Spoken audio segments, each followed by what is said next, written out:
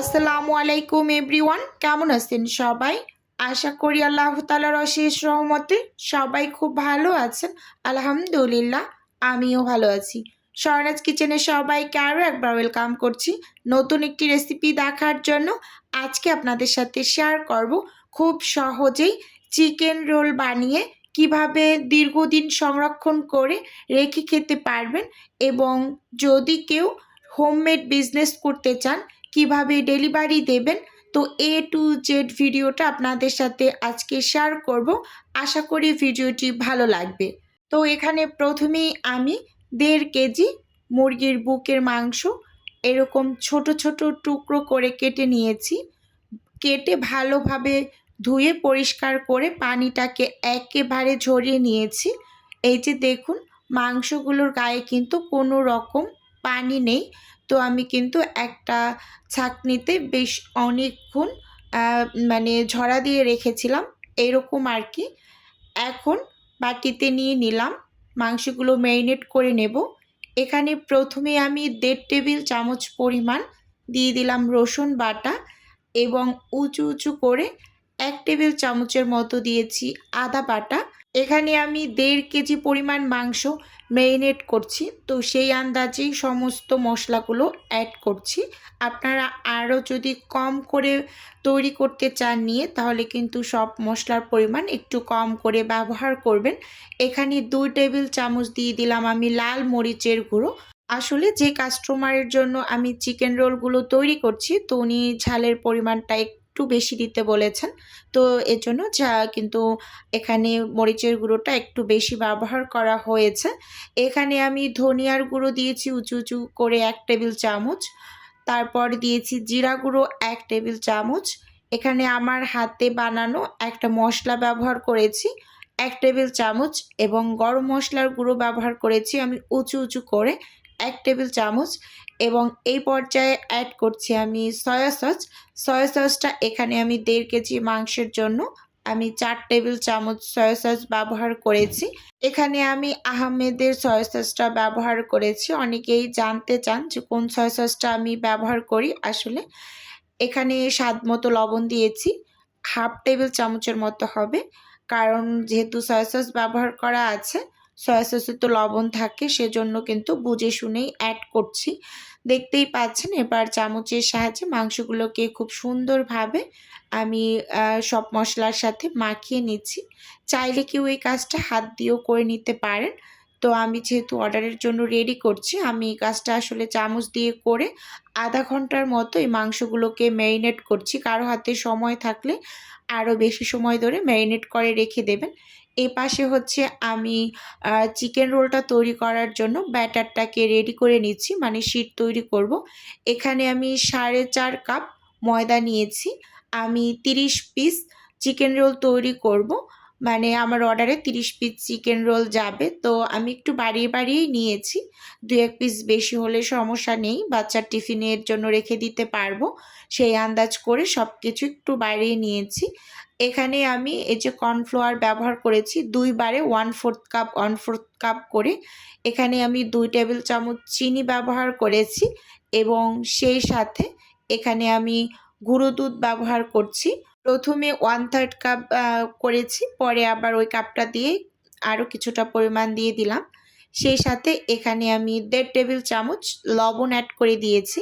এবার এই শুকনো অবস্থায় সব কিছু একসাথে একটু মিশিয়ে নিচ্ছি।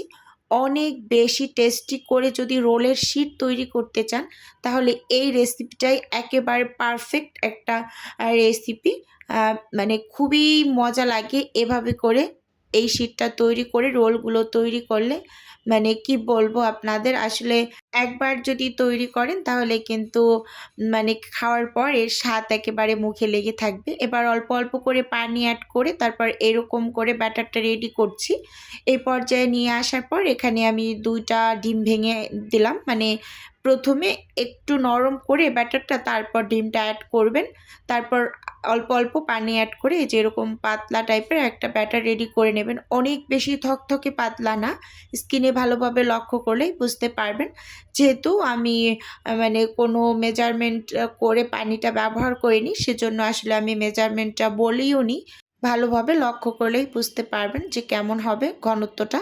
এ পর্যায়ে এখানে আমি যে মাংসগুলোকে আগে ম্যারিনেট করেছিলাম, এখন চিকেনের পুরটাকে রেডি করে নিচ্ছি। চুলোতে একটা প্যান বসিয়ে চুলোটা অন করে নিয়েছি, আর প্যানটা ভালোভাবে গরম করে এর মাঝে আমি তেল দিয়ে দিলাম। তেলটা হচ্ছে খুন্তির সাহায্যে চারপাশে একটু লাগিয়ে তারপর তেলটা গরম হওয়া পর্যন্ত অপেক্ষা করে নিচ্ছি। এই পর্যায়ে একটা মাংসর টুকরো আমি দিয়ে দেখছি যে আসলে তেলটা ভালোভাবে গরম হয়েছে কিনা। তো মনে হয়েছে তেলটা ভালোভাবে গরম হয়েছে। ঠিক ওই পর্যায়ে আমি হচ্ছে ম্যারিনেট করা মাংসগুলোকে দিয়ে দিচ্ছি। এই যে দেখুন, মাংসগুলোকে দিয়ে খুব সুন্দরভাবে তেলের মাঝে একটু নেড়ে চেড়ে তারপর ভেজে নিচ্ছি। অনেকে একেবারে একসাথেই কিন্তু মানে পেঁয়াজের মাঝে দিয়ে এই চিকেনের পুরটা রেডি করে, কিন্তু আমি বলবো যে এভাবে করে এই চিকেনের পুরটা একবার তৈরি করে চিকেন রোল বানিয়ে খেয়ে দেখবেন, এর স্বাদ আপনি ভুলতে পারবেন না। একেবারে 100% গ্যারান্টি দিয়ে বললাম। তো দেখতেই পাচ্ছেন খুব সুন্দরভাবে এই যে তেলের মাঝে চিকেনটাকে ভেজে আমি ঢাকনা দিয়ে ঢেকে তারপর 2 মিনিটের মতো রান্না করার পরে আমি যে বাটিটায় ম্যারিনেট করে রেখেছিলাম সামান্য একটু পানি দিয়েছি বাটিটা ধুয়ে, যাতে বাটিটার গায়ে যে মশলা লেগেছিল তো মশলাগুলোকে ধুয়ে ভালোভাবে দিয়ে দিলাম।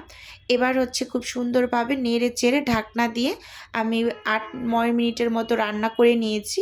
আর এই পর্যায়ে মাংসগুলো একেবারে পুরোপুরি সেদ্ধ হয়ে গিয়েছে। এখন এখানে আমি একটা ডাল ঘুটনির সাহায্যে এই যে একটু ভেঙে নিচ্ছি। আর আমি এই কাজটাই সবসময় করে থাকি, ডাল ঘুটনি দিয়ে ঘুটে এই মাংসগুলোকে একেবারে যেরকম আধা ভাঙ্গা করে নেই। দেখতেই পাচ্ছেন ঠিক এই পর্যায়ে এসে আমি কাঁচা পেঁয়াজ অ্যাড করছি। এখানে আমি 1 বাটি পরিমাণ মানে পেঁয়াজ কেটে নিয়েছি, পুরোটাই দিয়ে দিলাম। আর কাঁচামরিচ কুচি দিয়েছি একটু বেশি করে, ওই যে বললাম যে ঝালের পরিমাণটা একটু বাড়িয়ে দিতে বলেছেন। এই কাস্টমার আমার থেকে মানে 6 থেকে 7 বার এই যে 30 পিস করে নেয় উনি চিকেন রোল। তো অনেকবার নিয়েছে, উনি আমার রিপিট কাস্টমার। তো ওনার আবার সাদা রুটিরও অর্ডার আছে, তো সেটাও আমি হচ্ছে অফিস কিনে বানিয়ে নিয়েছি আগেই। এবার এখানে হচ্ছে আমি 1 টেবিল চামচ কর্নফ্লাওয়ার পানিতে গুলিয়ে দিয়ে দিলাম, দিয়ে ভালোভাবে নেড়ে চেড়ে খুব সুন্দরভাবে মিশিয়ে নিচ্ছি, দেখতেই পাচ্ছেন। তো এখন এখানে অ্যাড করব আমি টমেটো কেচাপ। তো এখানে আমি 2 টেবিল চামচ টমেটো কেচাপ ব্যবহার করছি। চাইলে কেউ ম্যারিনেট করার সময়ও এই টমেটো কেচাপটা ব্যবহার করতে পারেন, কিন্তু আমি সব সময় ঠিক এই যে নামানোর আগ মুহূর্তে ব্যবহার করি। আমার কাছে এটাই মনে হয় বেস্ট, কালারটা একটু সুন্দর আসে এরকম আর কি। তো এই যে দেখতেই পাচ্ছেন খুব সুন্দরভাবে মিশিয়ে নিয়েছি।